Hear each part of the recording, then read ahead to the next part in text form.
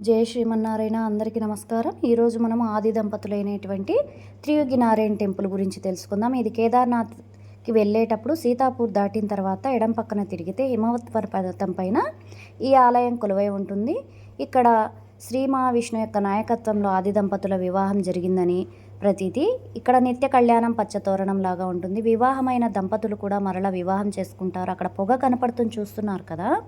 ఆ పొగ ఏమిటంటే పార్వతీ పరమేశ్వర్ల కళ్యాణం అప్పుడు వెలిగించినటువంటి హోమం కుండం నుంచి వెలువడుతున్నటువంటి పొగ. 3 యుగాలుగా అది జ్వలిస్తూనే ఉంది. మనం కూడా లోపలికి వెళ్ళి హోమ ద్రవ్యాలు మరియు సమిధలు కూడా సమర్పించి రావచ్చును.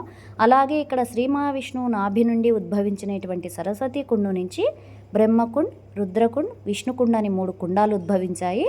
వీటి విశిష్టత ఏమిటంటే పార్వతీ పరమేశ్వర్ల కళ్యాణానికి విచ్చేసినటువంటి దేవతలు, ఋషులు, గంధర్వులు మొదలైన వారు ఈ కుండాల్లో పవిత్ర స్నానాలు ఆచరించి పెళ్లికి హాజరయ్యారని చెప్తూ ఉంటారు. అలాగే ఇక్కడ పార్వతీ పరమేశ్వర్ల పూజ చేస్తే స్త్రీల సౌభాగ్యానికి లోటు ఉండదని చెప్తారు. ఈ ఆలయంలో విష్ణు పంచాయతము కొలువై ఉంటుంది. జై శ్రీమన్నారాయణ.